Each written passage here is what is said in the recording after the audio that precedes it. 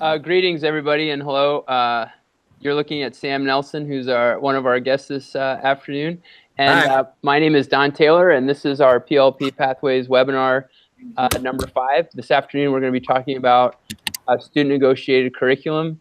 And again, PLP Pathways is a grassroots teacher-driven professional development organization that's attempting to help teachers implement all different aspects of Act 77 into their classroom and practices.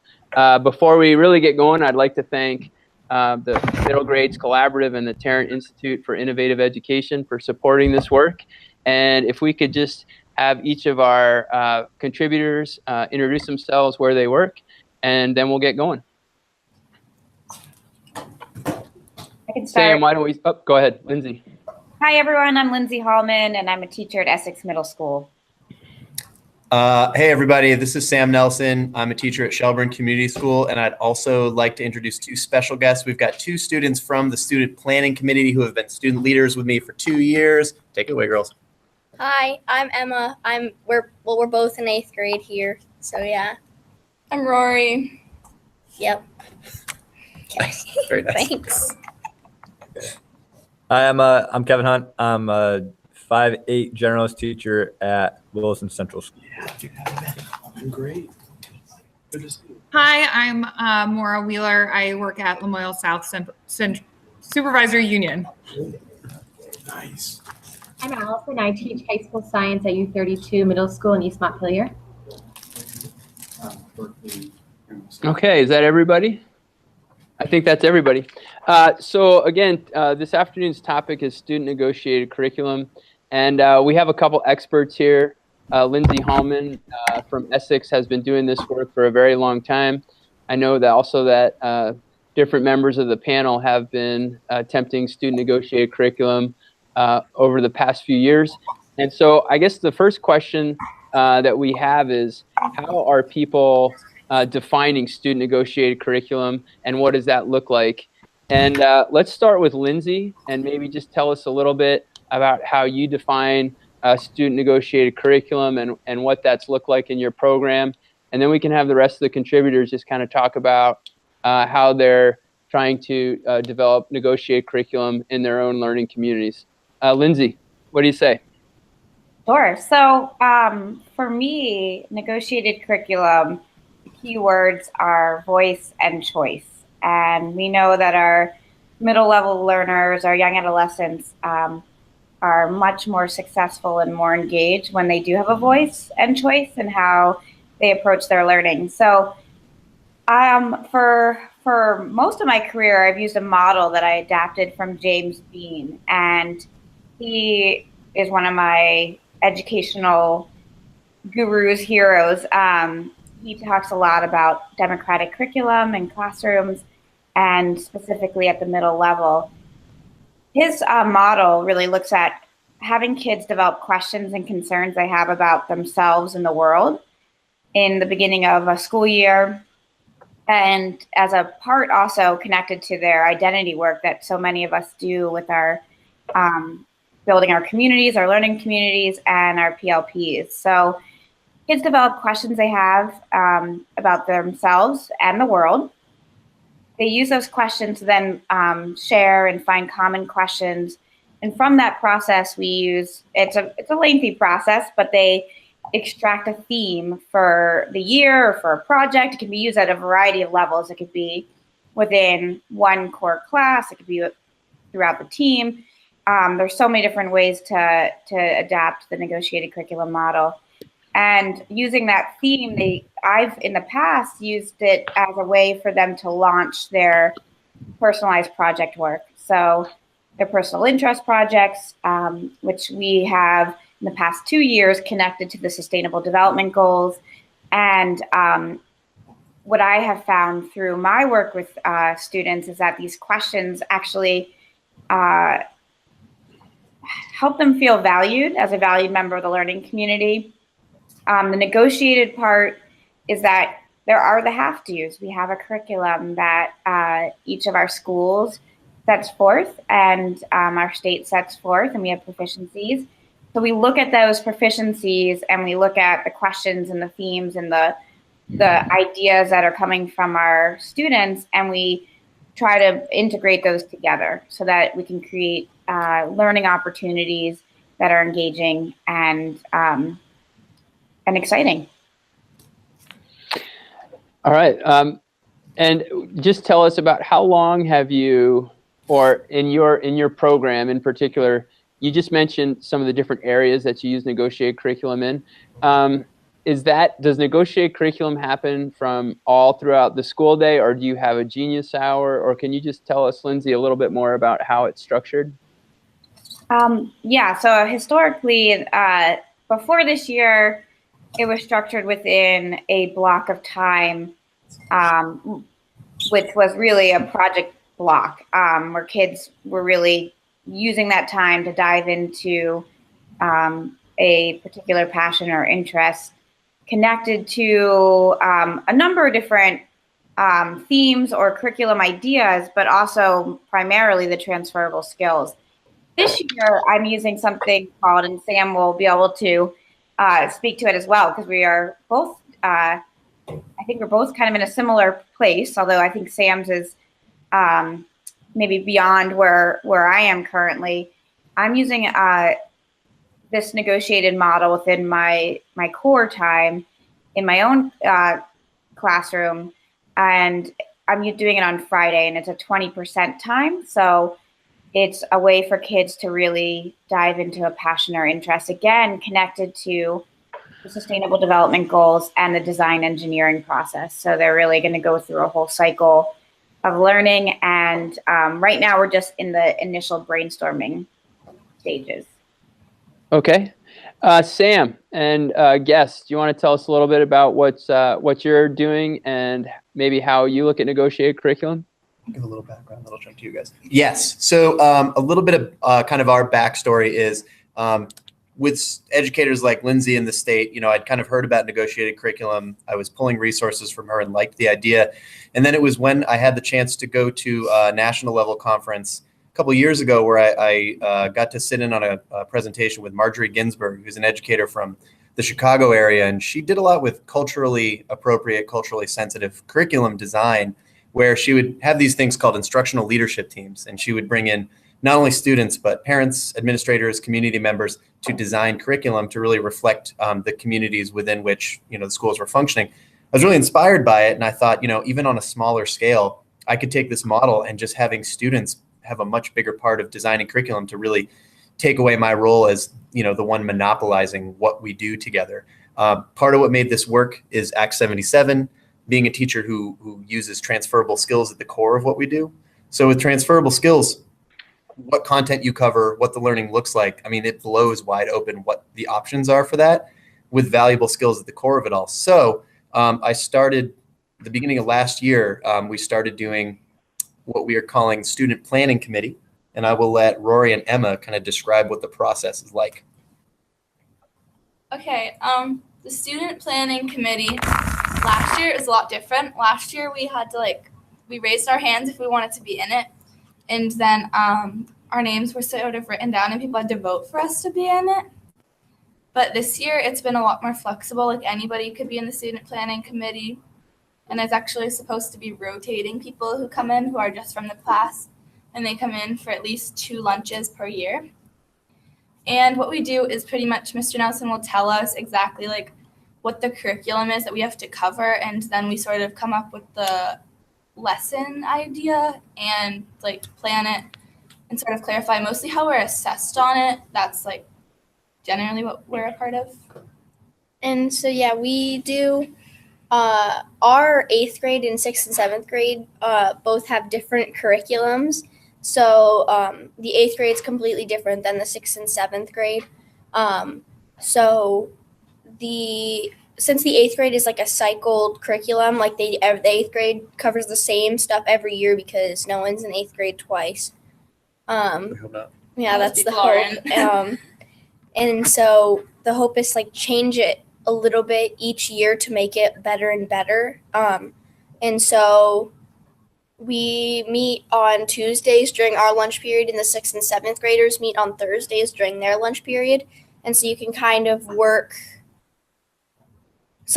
we haven't done anything together yet, besides planning for our 20% time.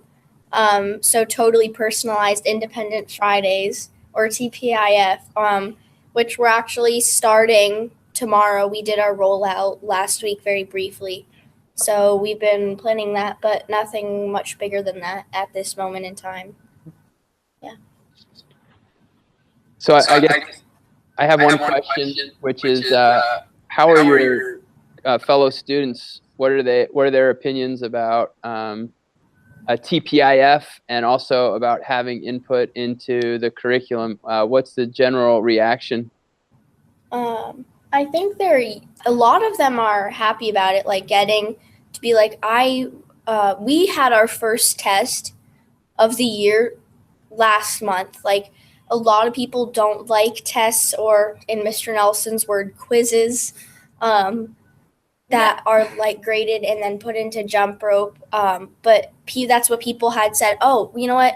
This is something we're going to have to use in high school, is memorization. You're not going to get out of that, even though it's not really a way to tell how smart you are or how intelligent. You are going to have to be able to memorize. So that was something that we heard our peers saying, oh yeah, this is something we're going to have to do. Can we practice it?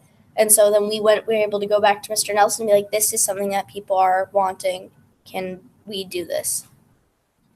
And I think a lot of people in our class, like, they don't actually realize how much our feedback sort of impacts it, because they'll be like, I don't know. There's like a lot of hypocrites who complain about how they don't like what we're doing, but they don't actually want to come to the SPC time. So for those people, I think it's really nice for them to be able to talk to people in the student planning committee, and then we can bring the ideas to the group and sort of like address them. So one of the takeaways I'm hearing is that you're understanding how much your feedback impacts your teacher's decision. And so the more feedback you're giving, the more changes you're seeing. Is that correct? Yes. I can't think of one time that we gave like feedback and he just kept it exactly how it was. It's always changed like a little bit, even if it's just wording and something to make it more clear. Even stuff that are considered non-negotiables in Mr. Nelson's head are always things that get negotiated. Those are probably the thing that is most negotiated and changed, which is kind of ironic. Yeah. All right, that's Can I awesome. ask a question? Sam and Emma and Rory. Rory. thank you. Is this just happening, Sam, in your core time with you, or is it happening like systemically? Like, is it happening on your team, or just within your own bubble? It's within my class for now, which is a great question, because I keep trying to promote this model because I really see the value in it. And I welcome the days where it's actually a challenge to have a student planning committee, because students are so stretched thin with other SPCs they're in for other content areas. But for now, yeah, I mean, I think it's, as an educator, you're giving up time, and you're inviting criticism and feedback of what you hold so dear to your heart, which is planning curriculum. And I trying to be objective here, I think plenty of educators aren't ready for that level of feedback on what we think we're experts in. So it is hard. Like, you've got to have thick skin, and you've got to really be ready to bring in doubters and naysayers and people who tear apart what you think is perfect. But the outcome is better quality education. I mean, the work we do together is better because of their efforts and my willingness to say, okay, let's make changes. Awesome. Thank you. I was just going to say also, because it's just happening in my class, my little bubble too, it would be really great for my students and your students to have a hangout. We did that with someone last year, didn't we? Yeah, we're open to that. We had a couple of nice connections between kind of this model with some other schools, because I totally agree. I mean, I think the students who are putting in the time we need to hype this up. Like, they should feel that validation for the awesome work they're doing. Yes. Cool. Kevin, Can you talk thank you very much, Sam, and we'll come back to you in just one second. But Kevin, are you using negotiated curriculum in your classroom, and what does that look like? Because I think it's one of the issues, and Lindsay may agree with me here, is that negotiated curriculum can look very different for different folks. And it's really important for teachers to understand that you can do it in little pieces or in giant pieces or any place in between. And so it'd be interesting to hear from folks, what it looks like in their classrooms. And Kevin, Allison, and then also Maura, what are you seeing from teachers in your district? But Kevin, how are you using negotiated curriculum in your environment? Yeah, we're definitely more, I guess, it's not as wholesome in terms of like theme-based, like Lindsay was talking about. And it's interesting. So we do, I guess at the surface level, we always give different choices. So whenever we're doing projects or something within a unit, we'll always come up with some sort of 5 to 7 different things that we've seen kids use in the past as a choice to show their learning. And then we always leave it open-ended, saying, okay, if you want to demonstrate your learning in a different way for this formative or sometimes even summative, like for a lit group, they just have to come to us saying, here's how I'm going to show themes in this way, or whatever it is, the learning targets that we're covering. So that, for me, I feel like that's a surface type of thing. So it's choice, but it's still empowering students and giving them voice in what they're doing. We do choice lit groups, which again, I think is a surface level where students out of like 10 or 12 different lit books that we're studying can choose their top 3, and then we help take their choices to guide them into what groups they'll be placed in. And then the big ones throughout the year, we're actually in it right now. We do what's called our independent projects, or kind of like passion projects, which a lot of people are familiar with, where students, they pick a topic that they're really excited about learning, and through them doing their research and learning about this topic, we're teaching like how to, proper note taking, writing to inform, and those different skills and strategies. And what's nice and what really gets them engaged with it is it culminates with a big open house in Swift, where they all make these huge trifolds and different tangible items, and community members and all their parents come in, and they're all set up. So it's like a poster presentation in each classroom. People just kind of mill around, and we ask our students give at least 5 short little presentations before they can mill around themselves and watch other students. And what's great, and one thing that has come up again and again, is we have our 5th through 8th graders doing this. So by the time our 8th graders have to do a really big 8th grade challenge, and at the end of the school year, they've been doing their 8th grade challenge for a full year, they have to present that to a panel of community members. And it's like a 20-minute presentation with 10 minutes of feedback and questions. It's very professional, and we've heard great feedback that that preps them for the grad challenges they're doing in high school. And they're like, well, how are your 8th graders doing this? Like, why isn't it, it's very independent. We're really not spoon feeding anything by the time they're in 8th grade. And we're saying, it's because we do 2 rounds of independent projects every single year since the time they're 5th grade through 8th grade. So it's a neat system. Again, I would love to talk more with Sam and Lindsay, and just hearing those ideas about how we can integrate it more within like the whole school day, and like how are we using this type of thinking in the different content level classes. It's always that question of, I think a lot of it comes back to structure and how the school day is structured and set up, and just systems that we're in, and that unfortunately we're bind to. But I think that's a really neat discussion to have moving forward, is amazing elements, and obviously the outcomes that we're getting from these personal interest projects that are happening throughout our district and other districts, and incorporating those in different content areas. You're on mute, Don. I can jump in and share a little bit about my experience with negotiated curriculum. So I worked on a team that followed Lindsay's structure that she uses within her classroom of developing a theme and using the theme to really launch into, we use it both for curriculum design within our humanities classroom, so applying the theme to the different content areas that we were focusing on. And then we also used it to inform, we had what was called Flexible Fridays. So Fridays were our project days. And so students were led through the process of doing independent projects. And so it just gave a really nice frame when we think about giving students opportunities to individualize and pick really independent projects. It gave them a lens to really go deep within the choices that they were making. And we had a few, I think Lindsay's word is peek behind the scenes or peek behind the curtain. So we had a few public displays throughout the process of students working through their projects.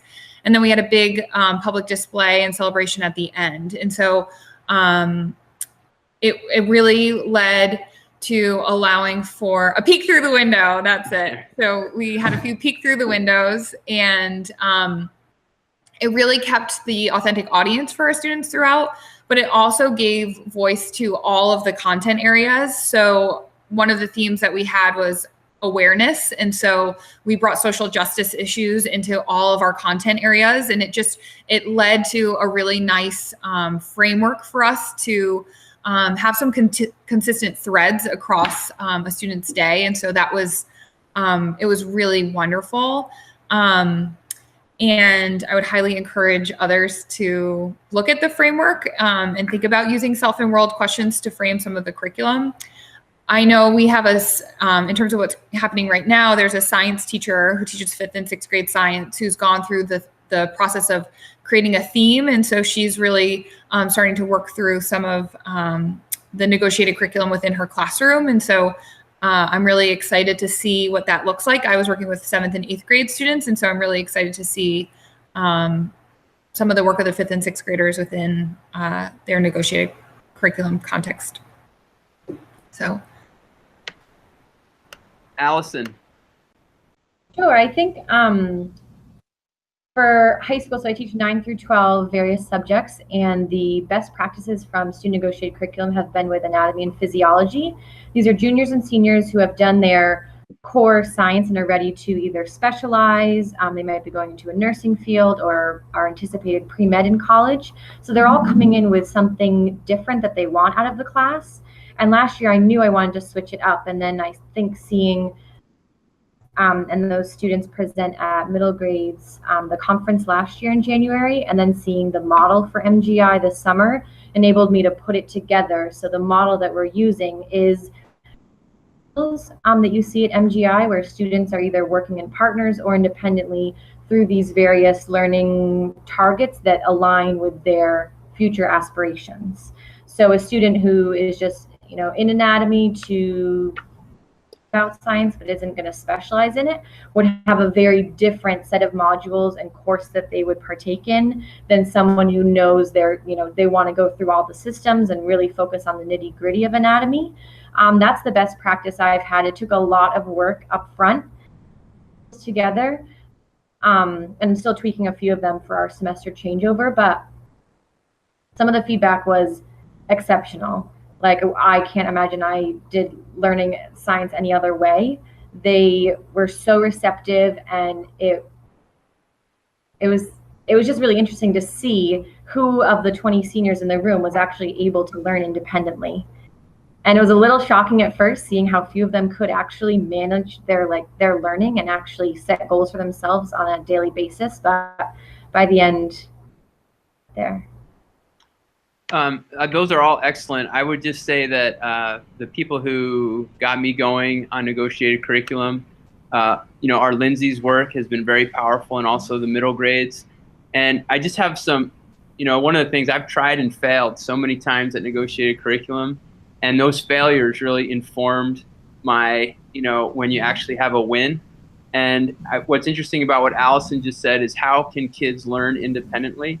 And I've had to start going and having kids draw diagrams of how they actually do a project. Like, what do you start with? And typically you start with a really good question, which is something that Lindsay mentioned. And a lot, you might hear about that question formulation technique, which is big right now. And then I've had them draw out a diagram about what they have to do. And when you have kids draw a diagram of their learning process, that's when you can start pulling out common features like research or writing or using technology. And then you can create mini lessons on that will inform all your students. And I think those are just really important factors, trying and failing, and then also starting with great questions. But the other thing too, I think that Sam's students mentioned that is so critical is establishing a culture of feedback. And once you have students giving honest feedback to you about your teaching practices on a regular basis, not only does that build relationships with students, but I think it also just completely changes the way you look at what's happening in your classroom. And so what I would like folks to maybe just talk about real quick is how they are getting student feedback, and then how they turn that around into, into their teaching. And maybe if we could start with Sam's students and just tell us how you give feedback and what that looks like, and if that's different between classrooms and what you feel like when you're in a classroom that maybe doesn't take your feedback. Sam? Basically, like when we're in like another classroom and we try to give feedback, it usually starts with like, hey, I was wondering if we could maybe like go into this deeper because like we didn't really talk about it all, or you kind of got sidetracked or whatever. They might take it as like, it kind of depends on how you deliver it, honestly. They're not all open to feedback. It's whether it's like how you deliver it. It's whether or not they act upon it. More often than not, they don't. But I feel like it's important to still give your feedback. And usually when we're in SPC with Mr. Nelson, like, oh, hey, this is one of the, this is a project idea for like Vikings. So you're learning about like the Vikings and their like culture and religion and stuff. We think that we should do this, is how that kind of goes down. So what if you guys talk about, like feedback during a project, say? Okay. Oh, yeah. So during a project, most of the time, like using positivity is the best way to deliver feedback for us. Like, I'm into this, so can we do more? Even if you're not actually interested in it, you kind of have to say you are, so they like understand that you need to learn more about it. Do you guys give feedback in, you just mentioned verbally quite a bit. Do you give feedback through surveys or through reflections or blog entries at all? We do to our principal, but not so much to individual teachers because they just don't seem to care as much. Honestly, I think it's a lot with like, unless they are directly asking like, oh, like the whole class, it's almost always a survey. But if it's just something like, oh, like if you were going up to your teacher after class, verbal, I think, is always the best way to do that. If it's just you asking like a question for like, or just being like, I noticed you were kind of like I couldn't really understand because you were talking really fast. Can we like go over some of those key points that you made about the book tomorrow? I think in that sort of sense, it's always better to do it face-to-face instead of an email, because that could come across as you were talking really fast, I didn't understand, so I stopped listening. Like that can, like I feel like with that, it's better to like see the body expression and like be able to understand kind of more the tone of what they're saying. Okay. How are other folks getting feedback from students? What does that look like in your classroom? And go ahead, Lindsay. I was just say, I feel like I've built my teaching career on feedback because it's really helped me grow as an educator and also just as a person too. That feedback, just like Emma and Rory were saying, that feedback is not personal. It's like it's addressing each individual's needs and what they are hoping for their learning. And I actually think that when people actually provide feedback, when my students give me feedback, it makes me really happy because it shows me that they actually care about their learning. So if they weren't giving feedback, then I would be super concerned. But I can just say this year, I've had students that have been really, it's a variety, I have a very mixed group, but I have a group of students that have been really pushing for deeper dives. And so I've created, and my teammates have created in each of our cores, expanded learning opportunities. So for instance, right now in my science core, we're doing waves. So I've provided these different opportunities for them to look at, okay, here are the proficiencies. They really want to go beyond proficient and look at expanding. And so what would that look like? And they developed kind of an independent project similar to what Allison was saying, but for a seventh grader, and I also really appreciate what you say, Allison, about the independent piece, because we're constantly saying we wish that our students were more independent learners. And, it's important to remember that even when students are 17 and 18, or even as adults, sometimes we don't have those skills solidified yet. So we've been doing expanded learning opportunities in all of our cores, and kids have been really excited about that. And then another piece, in addition to our 20% time that I'm doing, is we have a block each day that's an enrichment block. Some kids during that time, we rotate. It's a 4-week time. They're getting some interventions in math and literacy. And since they're cycling through, other kids are having some blocks where they're doing more kind of choice-driven work. And it seems to be engaging kids both in addressing some of our tier 2 needs, and then also addressing the kids that are looking to go, to be doing something else. Maura, as someone who's working with a lot of teachers, how are you encouraging feedback?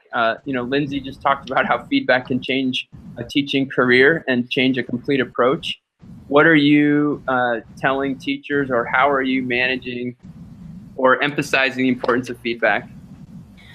So one of the areas that I'm focusing really heavily on proficiency-based learning is that's sort of our big focus this year. And so really encouraging educators to get feedback on their learning skills that they're developing, or co-creating them with students at the classroom level, and really helping to use that, partnering with students, because then as students are invited to do self-reflections or self-assessments, or you're using the terminology in the classroom, and it just helps you to be really a lot more clear about what you're expecting of students, and that helps them personalize even more once they know sort of where you're going or the specific skill that you're working on.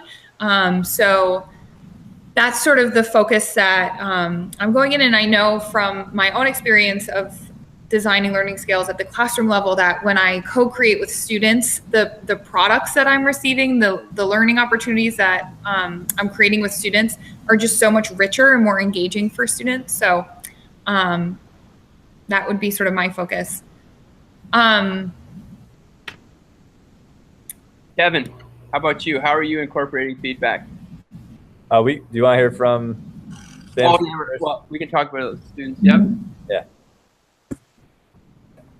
Thanks for letting Emma and Rory jump in. They got to leave soon, but it seemed like a good jumping point for flexible pathways, because, well, you guys take over. You got this. Flexible pathways. Okay, so that exact question actually about flexible pathways connecting to career exploration is what we're presenting about at the middle grades conference in a couple weeks. So next week, whoa, that's coming up fast. But what we did is we actually got to go to, what's it called? Vermont Technical, Burlington Tech. And we got to tour all their different programs that they have, like the culinary and the medical field. And then at the end of that, we got to write a question on like a survey. And there actually was someone who from each of the sections who replied to our question, like based on what they worked with. So I asked a medical question. I think I asked about like how I wanted to go and learn about like prosthetics and stuff in the medical field. And they replied and said I might be able to have an opportunity to actually go during our next projects and get to like experiment and sort of shadow so I can watch everything they do. Okay, well, so after that, well, actually coming up for our TPIF, we are going to be receiving all that feedback. So like I asked a question about how like the aviation and automobile those two groups ever like worked on projects together, because planes and stuff that flies like still need wheels and stuff like that. It's like the hydraulics that like the automotive group would do. And so taking that, someone could then, for their TPIF, seeing the response to their question, for their TPIF, they can then say, I'm going to learn more about these two fields, and then at some point go and volunteer intern at the Burlington Tech Center and like work with the groups after learning about them and kind of like helping or even just observing to see kind of what those possibilities are. So then you could come back and be like, oh, these are all the different opportunities for careers that I can do, or these are what I can look into for college or different programs around my area that I can work on to continue this. That was actually going to be my question. So you all just answered it. Was that that experience going to the tech center? If that was going to inform your TPIFs, and it sounds like that is kind of you've chosen your pathway through what really excited you on your visit, and then and so it sounds like this is going to be what you build your 20% time project around.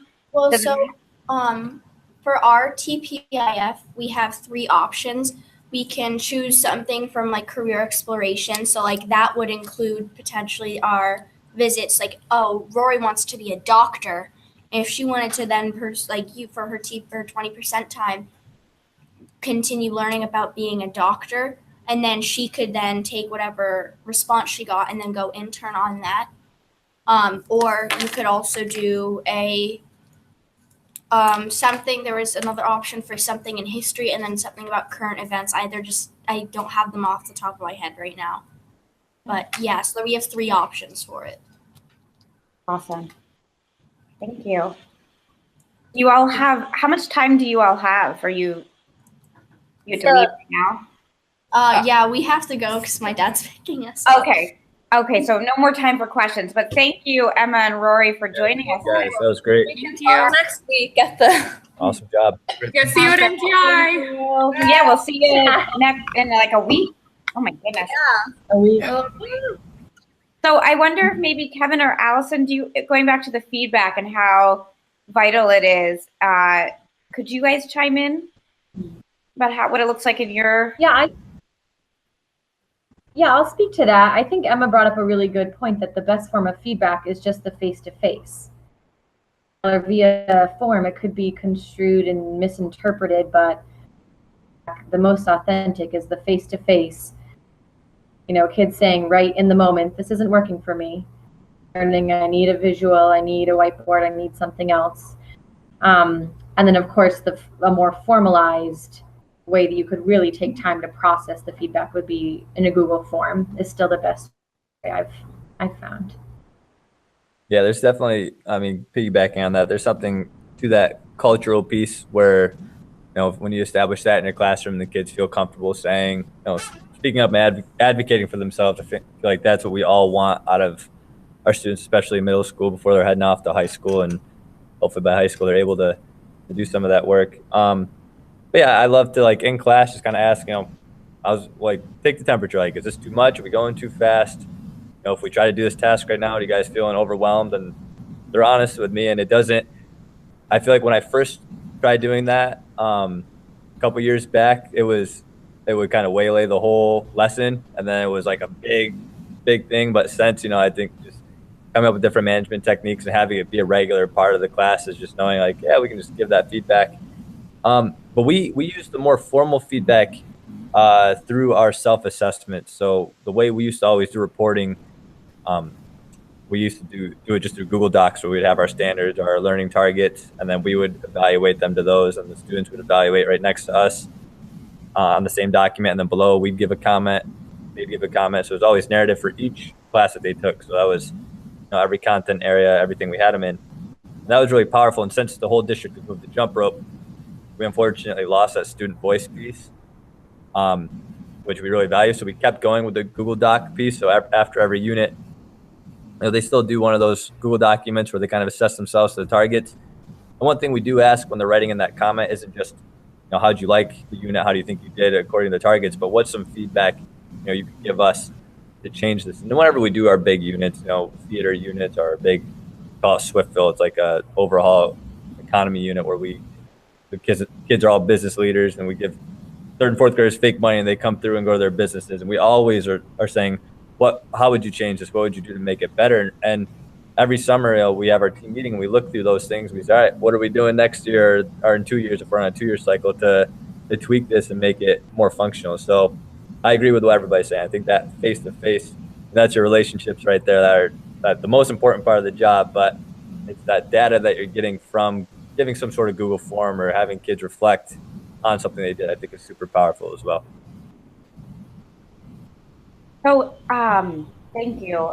And the next thing that I'm curious about is the intersection between the student negotiated curriculum and having this voice and choice and the PLPs. And Sam was just reminding me in the chat there that Life from Tarrant just recently published a blog post about the project-based PLP. And personally, when I was working with the Edge Academy, that's how we worked with our PLPs for almost a decade. So the projects drove their personalized learning plan.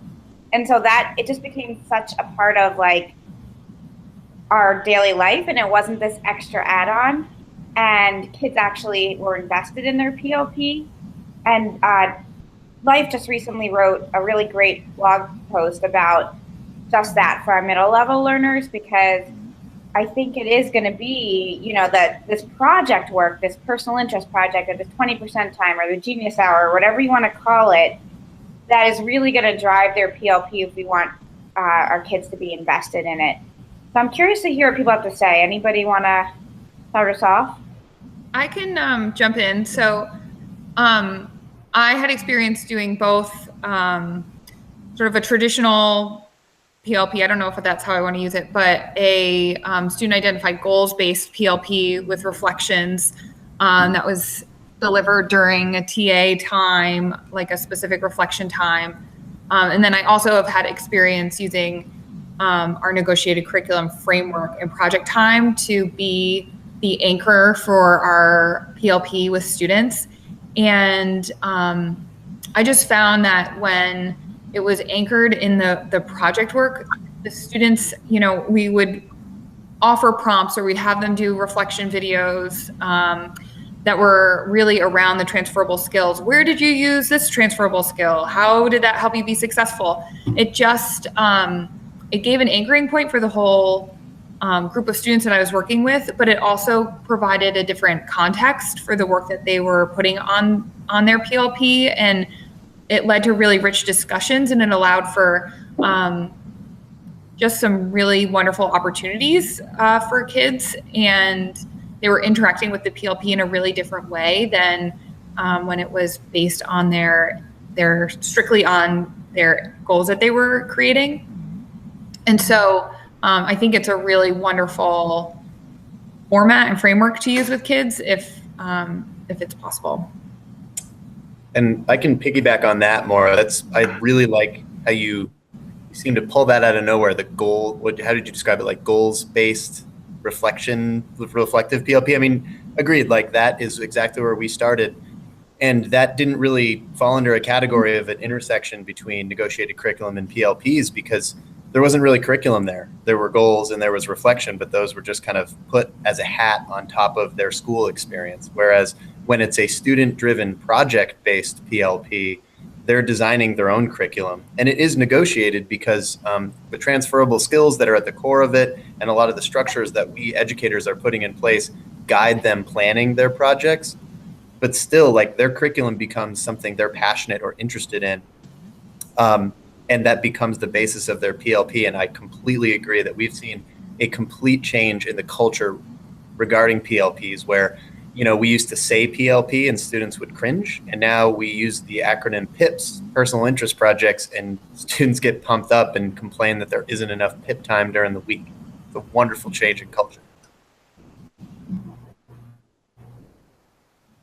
Yeah, I've been honestly back and forth about this for a while. It came up when I was consulting with Jen, she's over at Crossed Brook.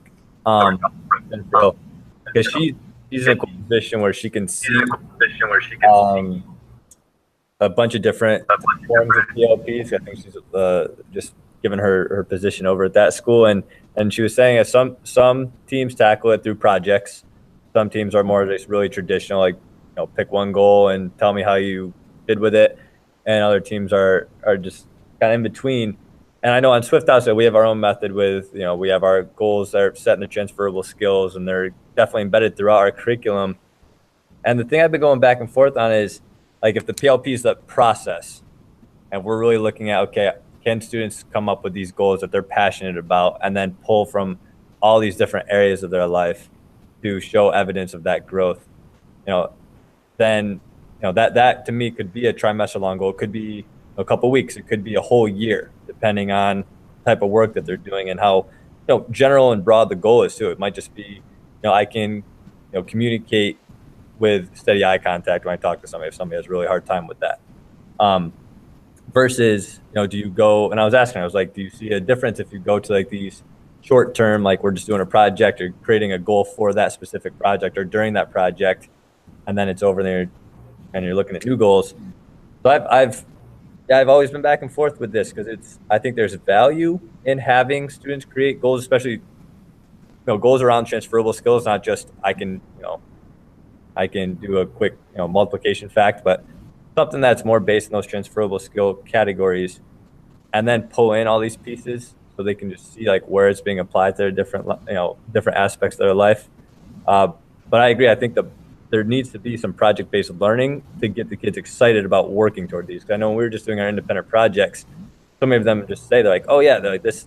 I definitely, I'm working on self-direction right now. And I had a kid pull out his Chromebook and he's like taking a picture of myself helping my buddy because I just helped him like write one of his note cards and format it. I'm like, that's what we're trying to get out of this, is just that noticing. But I don't know. It's an interesting conversation to have.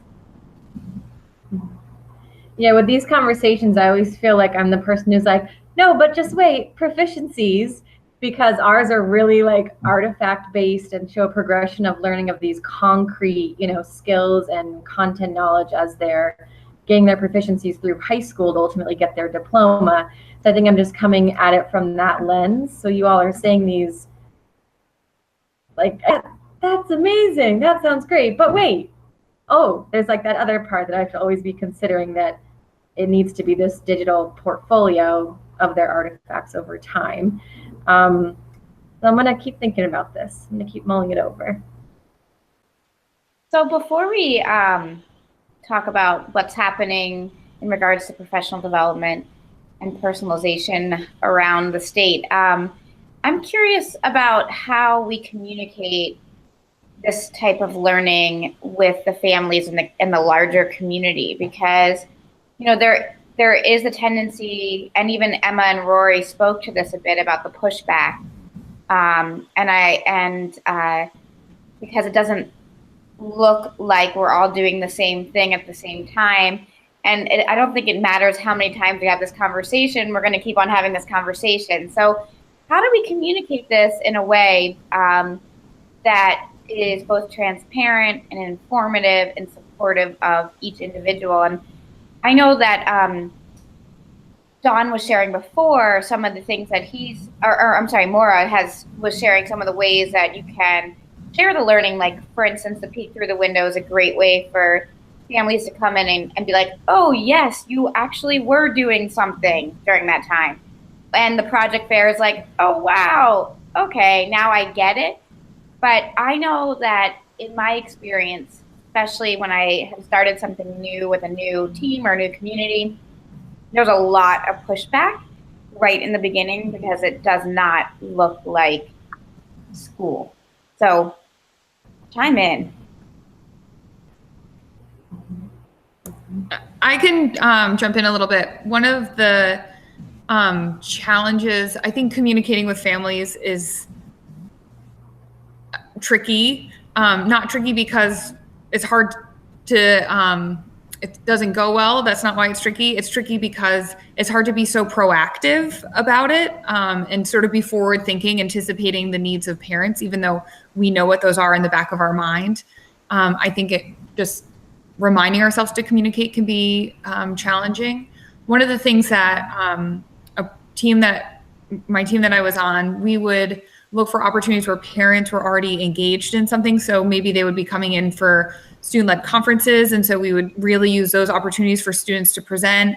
We'd also create opportunities where students would bring something like an artifact home, and they'd have a conversation with their parents and maybe use a Google form to answer with their parents about sort of feedback about their students' progress. And so trying to find already established communication loops that we had to start to work in some of the pieces. And that was a good first step for us. But I think more and more communicating with parents is becoming really important. I had a brainstorm while we were talking about this.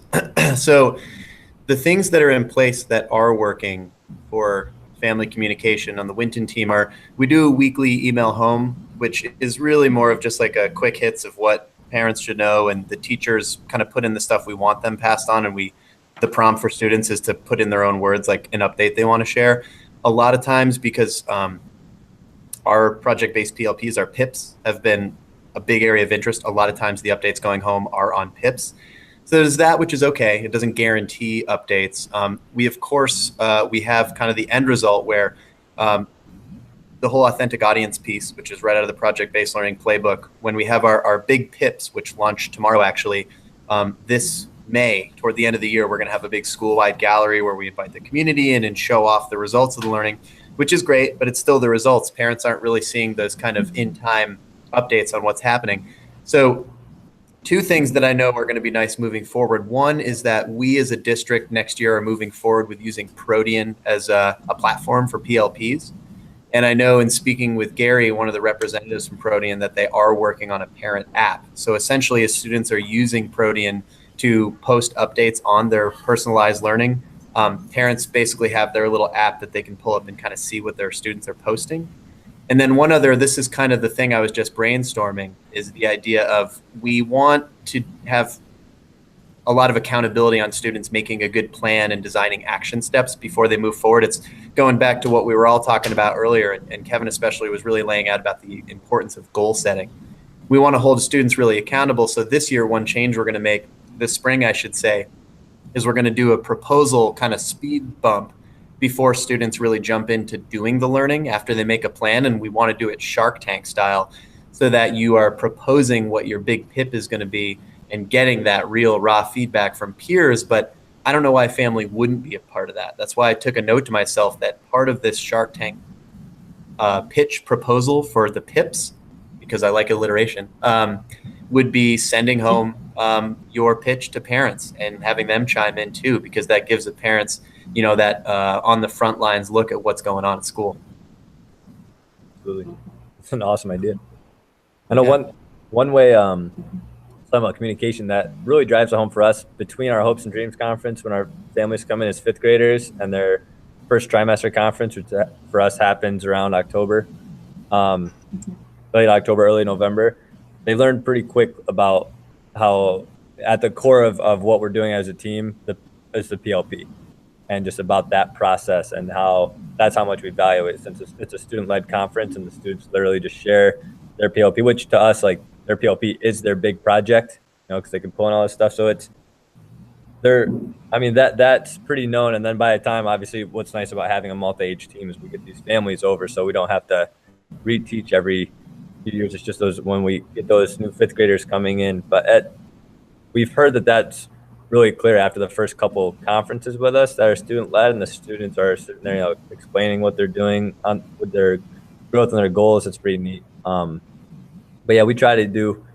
It's hard to. I think, Sam, I stole your like kind of one pager on what the PLPs and standards-based learning looks like a couple years ago, and I remember I shared that out with people in my district, because that's been an ongoing thing, is how are we communicating this so it's like really clear with families who it might be brand new for them. And that's what I always think, is like, if we got a new family to come in halfway through the year, how are we going to communicate this with them, like how it looks? You know, it's something we're always thinking about.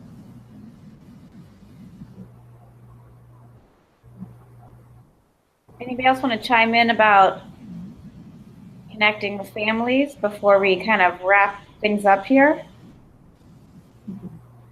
I was just going to say also before someone chimes in, Sam, that we were also doing a formalized pitch this year as well, which is something new for me. And before we just done a lot of brainstorming and sharing out and thinking through, but I like that idea of sharing the pitch with the families, maybe recording each student and then like sending them the video or something of the pitch. And so I was just going to say, we're using Flipgrid, which is a great tool right now. The kids are during their 20% time, which is going to be tomorrow. They've been thinking and mulling over it this week, and they're just putting some ideas out there on Flipgrid and then responding to each other. So we're in kind of the initial phase, but I love that idea of sending the pitch to parents. Before we break, I just have a really quick question around that. So like when they're done with these projects, who's the audience? So who are they presenting them to? Is it to their peers? Is it open to the community? Like, do you have parents come in to look at, like, what's the culminating event, I guess, that kind of lets them show their learning? I can just speak. Oh, sorry, Sam. Really, I was just gonna say, for me in the past, it's been families and their community partners come, and we typically do like a big potluck dinner at the end, and there's performances, because usually there's kids that are doing some sort of performance-based work, and then we go back up into our learning space, and it's very much project fair style, where kids, share to people come over and they share. So they always need to invite the community partners, the experts they've worked with, and their families. Awesome. Same. I'll add right onto that, Lindsay. The whole community, opening the doors to the community is huge. It is a big community event. So ours is very similar to that. And a shout out to Crossett Brook, because we're pulling a lot from the BrainADoe format they use for their project-based PLPs called BrainADoe. And I'm just excited because we were just discussing this. Since this is across all 3 teams at Shelburne Community School, we're going to open up the doors, open up the whole school. And instead of organizing these projects by team or by prime group or home team, say, they're going to be organized by theme or topic within the projects. And what the cool vision we have for this is the big night when we have our gallery, actually creating a map of our school building, having students create it and using students as tour guides. So you can essentially, if you're a community member, you come in and you're not just going to like your student's classroom, you're going all over the building and seeing all these different types of learning. Again, grouped by theme or format, not necessarily just like which teacher your kid has. We used to, our fairs, if you will, our project fairs at the end of the year, they happened at a time that we were having transition conversations with students. And so we always would invite the students that we'd be having the next year to come in and talk with students. And we'd have some sort of a format to have the students that would join our team the next year to have conversations with kids about their projects to sort of spark their interest for the next year. And so we built in part of our transition loop into our project fairs too. So that was just an added lens that we used. Great. Good afternoon. The time is 4:30. Oh, So the time is 4:30. Yeah. And I think this is the time to talk about what's happening before we say goodbye. So just a quick reminder that the Middle Grades Conference is happening Saturday, January 27th. It's free, and I believe the registration's still open. Go to the Middle Grades Collaborative website for more information. It's going to be incredible presentations by some of the folks that are right here. And Middle Grades Institute this summer is at Castleton. The 25th anniversary. It's going to be a big one. And that's the last week of June. Is there anything else going on around the state that people want to share? I always give a shout out to Dynamic Landscapes. That's always a really good annual, super innovative teaching conference. I think it's at Champlain College again. It's usually in May, usually like mid-May. So it's toward the end of the year. I don't have the dates on hand, but they've got a nice VitaLearn website. I recommend checking that out. I try to go every year. Yeah, that's a great one. And Lindsay, you were talking earlier about the Twitter chat tonight. Yes, thank you. The hashtag VTED, VTED, 8 o'clock to 9 o'clock every other week is an awesome professional learning network. And tonight's topic is all about the Sustainable Development Goals, the global goals, and how they're being used within our schools and our curriculum and our lives. So I wanted that, thank you for that reminder. And one other thing, if you have any youth that are interested in social justice and social action, there's a group of middle and high school students called the Youth Lobby, and they're meeting at Montpelier High School for their first meeting of the year from 3 to 6 p.m. And I know I'm going to take some of my students. We helped to organize the youth rally for the climate last year. It's amazing. Kids are, just another way to show flexible pathways and connect to their personalized learning plans. And so highly would recommend it. And anything else before we sign off? All right. Thank you, everyone. And hopefully we'll see everyone on the 27th. All right. Thanks, Lindsay. Bye. Bye. Bye.